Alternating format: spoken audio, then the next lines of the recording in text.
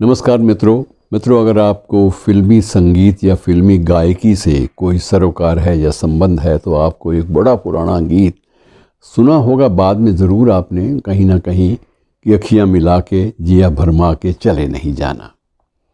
ये गीत इतना हिट हुआ था कि उसके साथ ही ग्रामोफोन कंपनी ऑफ इंडिया, जो उन दिनों रिकॉर्ड करने वाली एकमात्र कंपनी थी, उस कंपनी का बाज़ार भी एकदम से आसमान पे पहुंच गया था कि इस कंपनी से, जिससे इस गायिका अर्थात ज़ोहराबाई अम्बाला वाली ने जिस पे ये गीत पढ़ा था, जिस पे रिकॉर्डिंग कराई थी, उस पे किसी की रिकॉर्डिंग हो जाए तो वो संगीतकार, वो गायक, सभी लोग अमर हो जाते हैं, चर्चा का विषय बन जाते हैं।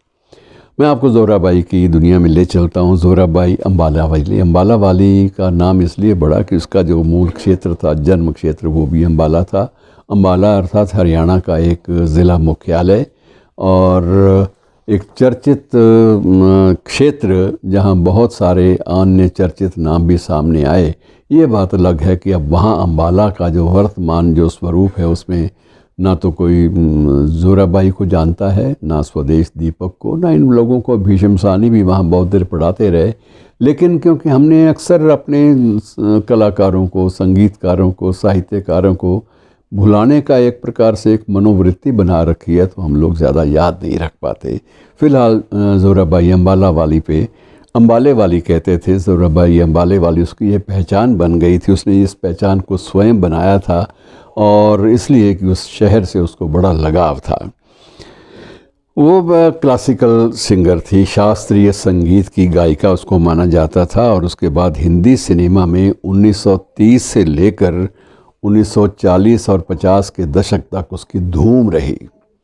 और उसका नाम मध्यम केवल तब पड़ा जब नूरजहां पाकिस्तान चली गई और इधर भारतीय संगीत में और भारतीय फिल्म संगीत में और फिल्म गायकी में प्रवेश हुआ लता मंगेशकर का और आशा मंगेशकर का।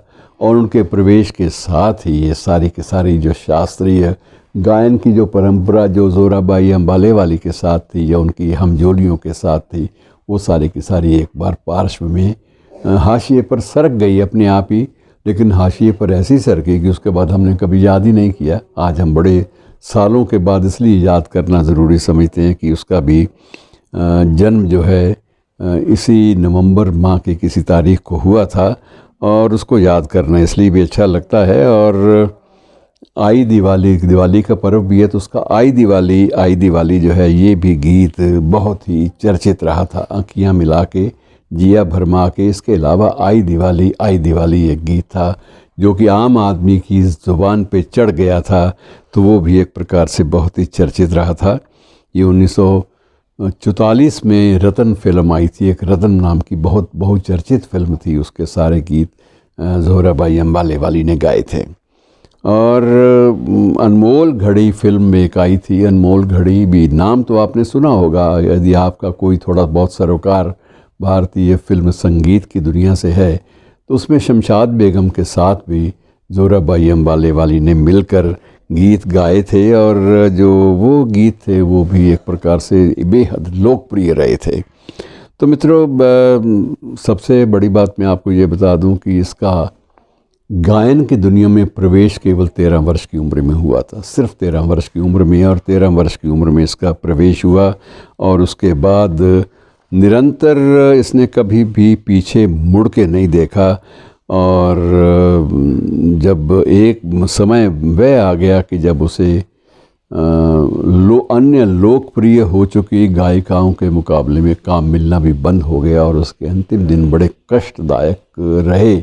और उसने स्वयं ही बेहतर समझा, विधिवत ये घोषणा कर दी कि मैं भारतीय फिल्म संगीत और फिल्मी गायन से बिल्कुल पूरी तरह संन्यास ले रही हूँ और अब मैं जो भी करूँगी घर बैठ के गुनगुनाया करूँगी अपने ही गीतों को और दूसरे गीतों को भी। और 1990 में उसका देहांत हुआ, लेकिन देहांत के बाद भी जो उसकी आखिरी रस्में थी उन रस्मों में भी शामिल होने के लिए बहुत चुनिंदा और थोड़े बहुत लोग थे। शायद किसी भी शिखर पर बैठी हुई नायिका या नायक की परिणति ऐसे भी है ऐसी भी हो जाती है जो नहीं होनी चाहिए, दुख होता है, लेकिन बहरहाल उसे याद किया जाना बहुत ज़रूरी है। शुक्रिया।